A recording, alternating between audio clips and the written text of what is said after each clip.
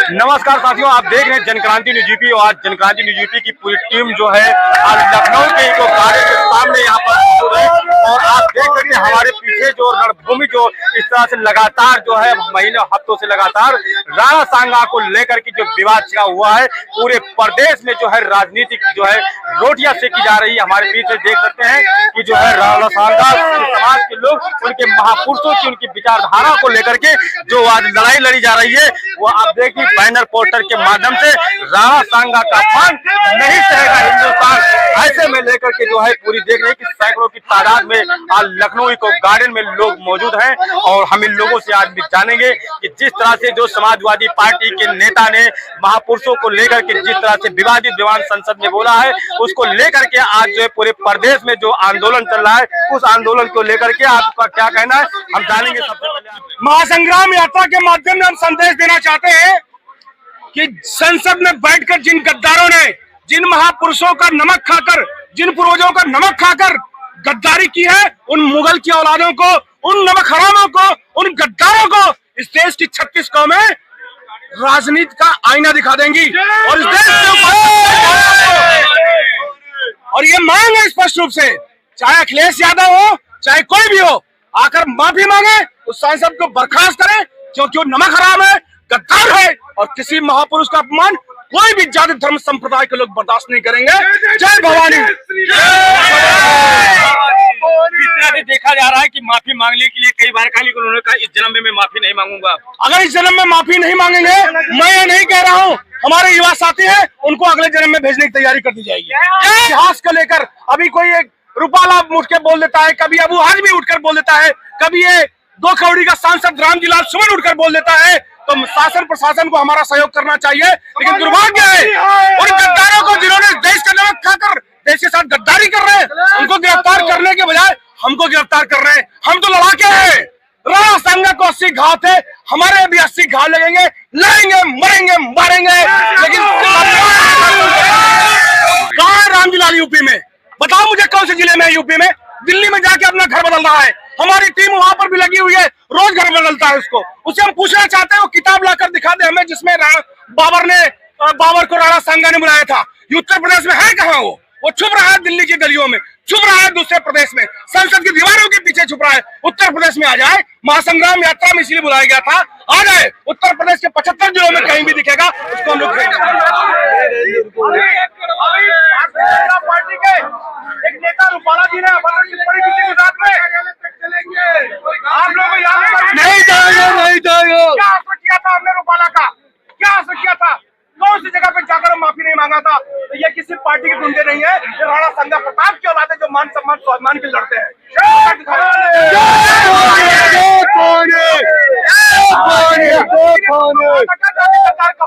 योगी जी ने हम आदमी को बोला था क्या जाके तुम बयान दो, अब जब नहीं था कूदा तो क्यों मैदान में कूदा? महापुरुषों को गाली दी जा रही है और हमारी गिरफ्तारी भी हो रही है। लोकतांत्रिक तरीके से हम लोग जा रहे थे, 10-90 से हम लोग DPO तक जाना था हम लोग, लेकिन वहाँ हम लोगों को गिरफ्तार कर लिया गया और हम लोगों ने उसी लोकतांत्रिक तरीके से गिरफ्तारी देके हम लोग यहाँ पे ये हिंदुस्तान है। और मुझे लगता है कि यहाँ इस लोकतंत्र में अगर कोई किसी को गाली देगा, किसी के वंशजों को गाली देगा, वो भी संसद में गाली देगा, तो हमारे नौजवान क्षत्रिय समाज यानी सर्व समाज उसको कहीं न कहीं सबक सिखाने के लिए सड़कों पे उतरेगा। आज रामजीलाल सुमन ने जो कर, उन्होंने तो देश के लिए लड़ाई लड़ा, तो ना कि क्षत्रिय के लिए, सब भारत के अंदर जितने भी मूल निवासी थे उन सब के लिए आप खुद बहुत अच्छी बात आप कह रहे हैं। मैंने वही कहा, राणा सांगा किसी एक जाति के नहीं थे, धर्म के नहीं थे। ये भी जातीय लड़ाई नहीं, यहाँ सर्व समाज के लोग आए हैं, यहाँ ब्राह्मण समाज के लोग आए हैं, यहाँ दलित समाज के लोग आए हैं। इस कार्यक्रम में सारे समाज के लोग हैं और सर्व समाज ये कहता है कि रामजीलाल सुमन को माफी मांगनी चाहिए। और कहीं न कहीं रामजीलाल सुमन समाजवादी पार्टी के और अखिलेश यादव के मोहरे बन गए हैं और पूरी लड़ाई को डाइवर्ट किया जाता है दलित बनाम राजपूत के चक्कर में। दलित बनाम राजपूत के नाते आज रामजीलाल सुमन स्टैंड किए हैं। नहीं तो रामजीलाल सुमन ने कहा था कि हमारी भावनाएं, हमारी इच्छा नहीं थी किसी की भावनाएं आहत हो, ये दूसरे दिन की बात है। लेकिन उसके बाद कहीं न कहीं वो बहकावे में आए, दबाव में आए और आज वो कह रहे हैं कि मैं इस जन्म में माफी नहीं मांगूंगा। माफी मांगनी पड़ेगी रामजीलाल सुमन को, चाहे जैसे मांगनी पड़ेगी।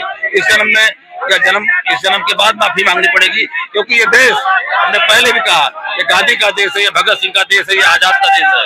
यहाँ भगत सिंह भी लोग हैं, यहाँ आजाद भी है, यहाँ गांधीवादी लोग भी है। हम तो गांधीवादी तरीके से आ रहे थे, लेकिन हमारे बीच के ही लोग आजाद के भी समर्थक है और कहीं के भगत सिंह के समर्थक है। पता नहीं कौन समर्थक किस रूप में जाके रामजी लाल के सामने प्रकट हो जाए और उनका जन्म ही खत्म हो जाए, अगले जन्म में जाए, वो माफी मांगनी पड़ेगी उनको। उनका एक जन्म में नहीं मांगेंगे ना, माफी मांगनी पड़ेगी उनको। से अधिक रियासतों की कुर्बानी देने के बाद इस देश की अखंडता का निर्माण हुआ और इस अखंड भारत के निर्माण में अपना बलिदान दिया क्षत्रियों ने, अपना राजतंत्र, अपना सर्वस्व निछावर करके इस संविधान का निर्माण किया। और उसी संविधान की सभा में जब पूरे भारतवर्ष और इस क्षत्रिय समाज की पुरोधा का अपमान हुआ तो इसको सारे समाज ने अपना अपमान समझा और उसी का विरोध आज आपको दिखाई दे रहा है। यहाँ युवाओं की भीड़ आपको दिखाई दे रही है। युवा मतलब युग का वाहक, दो शब्दों से जुड़ा हुआ है युवा।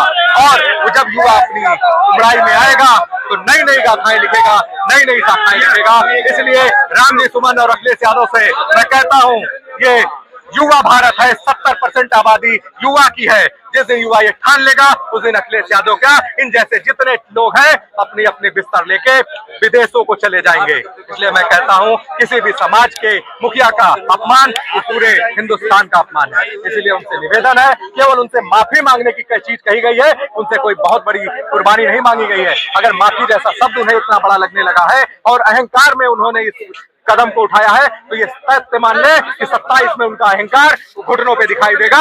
और इसी समाज जिस तरह सदन में अयोध्या जीतने के बाद वहां के सांसद ने कहा और उनके मुखिया ने कहा कि हमारे तो राम यही हैं, हमारे तो राघव यही हैं, जिस तरह से उन्होंने उनका वंदन और अभिनंदन किया, उनको दिखाई दिया। और इस जो मिल्कीपुर चुनाव में जब 65,000 की हार हुई तो उन्हें ये दिखाई पड़ा और जाके श्री राम के शरणों में उन्होंने अपना मस्तक टेका और उन्होंने कहा कि उनका मुखिया भी मस्तक टेकेगा तो ईश्वर झुकाएगा और हम सब मिलकर झुकाएंगे। ये उनके साथ तो मैं कैमरा मैन दिखाऊंगा कि सीधी वो तस्वीरें आप दिखाएंगे जहां आप देख सकते कि भारतीय छात्रीय समाज विरोध और प्रदर्शन का जो है राणा सांगा का जो है ये अपमान नहीं सहेगा। जानूंगा भैया से कि जो है ऐसे में लेकर के जो आंदोलन की राजनीति की जो रोटियां सेकी जा रही है आज महापुरुषों को लेकर के क्या कहेंगे? ये आंदोलन पर कोई रोटियां सेकी नहीं जा रही। पहली बात, हम लोग यहाँ पर कोई रोटी सेकने या कोई पब्लिसिटी बटोरने आपके चैनल पर भाषण देने नहीं आए। हम लोग अपना शांतिपूर्ण आंदोलन लेकर आए थे। आम समाज को, हिंदू समाज के लोगों को जगाने के लिए यह महाराणा संग्राम यात्रा निकाली गई थी। 1090 चौराहे से लखनऊ के हजरतगंज तक गांधी प्रतिमा तक शांतिपूर्ण आंदोलन था, जिसको प्रशासन ने अनुमति नहीं दी। इस देश में संसद में वीर पुरुषों के लिए, महापुरुषों के लिए कुछ भी अपशब्द कहने की आजादी है। मुलायम सिंह यादव और लालू प्रसाद यादव जैसे अनपढ़ गवार नेता भद्दी भद्दी टिप्पणियां महिलाओं पर करते रहे, अन्य समाज के लोगों पर करते रहे। उसी क्रम में लालजी सुमन ने महाराणा संगा प्रताप पर जो टिप्पणी की है वो बहुत ही निंदनीय है। उसके लिए उनको माफी मांगनी पड़ेगी और उनका संसद से निष्कासन तय है। इसी मांग को लेकर के हम लोग 12 तारीख को फिर आगरा में भी जमा होंगे। उन्होंने कहा और उसके बाद माफी तो मांगनी पड़ेगी। माफी तो मांगनी पड़ेगी, नहीं तो बहुत से उपाय है, रास्ते हैं। आंदोलन इसी तरह चलता रहेगा। आपको हम संसद में घेरेंगे। जिस प्रकार आपने देखा था शरद पवार को एक थप्पड़ मारा गया था, किसानों ने आत्महत्या की थी तो एक सरदार ने एक थप्पड़ मारा था जोर का, वैसा ही जोर का थप्पड़ कोई हिंदू उनको भी संसद में मारेगा। इसकी कोई गारंटी नहीं है। जब तक आप माफी नहीं मांगोगे आप सुरक्षित नहीं हो। 90 से जो है आप लोगों ने शांतिपूर्वक जो है आंदोलन किया क्या, लेकिन पुलिस जो है गिरफ्तारी करना शुरू कर दी। देखिए, लोकतांत्रिक व्यवस्था और संविधान को हम लोग मानते हैं और संविधान को मानते हैं। शायद इसीलिए जो है रामजी लाल सुमन जैसे लोग और अन्य और तमाम ऐसे लोगों ने जो है हमारे महापुरुषों को गाली दिया है, अपमानित करने का काम किया है। क्योंकि हमारे पास हम वही कौम है जो देश के लिए लड़ते रहे और महाराणा सांगा ने अपना सर्वस्व न्यौछावर कर दिया इस देश के लिए, इस राष्ट्र के लिए। लेकिन ऐसे महापुरुषों का जब अपमान होता है जो 80 घाव होने के बावजूद भी वो इस देश के लिए, इस धर्म, अपने सनातन धर्म के लिए लड़ते हैं, उनका जब अपमान हो जाता है उसमें अगर कोई नहीं बोलता है कुछ, तो निश्चित है कि आने वाले टाइम में जो क्षत्रिय समाज हम संविधान का सम्मान कर रहे हैं, जो तलवारें म्यान में रखी हैं, ये क्षत्रिय समाज का कोई न कोई युवा तलवारें म्यान से निकालेगा और कब किसकी क्या हाल गर्दन में उड़ जाएगी पता नहीं चलेगा। तो असंवैधानिक हो जाएगा। असंवैधानिक कैसे होगा? अभी आप मुझसे बात कर रहे हैं कि मैं अभी आपको गाली दे दूं, तुम कर दो, तो आप जो है आपका मुख खराब हो जाएगा। और हमारे महापुरुषों को उसने गाली दिया है, हमारे भगवान है, राणा सांगा हमारे भगवान है। गलत तथ्य उसने पेश किया। उसने कहा कि बाबर को उसने बुलाया, बाबर को राणा सांगा क्यों बुलाएंगे? इब्राहिम लोदी को 3 बार 1517 और 1518 में राणा सांगा ने 2 बार हरा दिया, खानवा के और पानी के युद्ध में।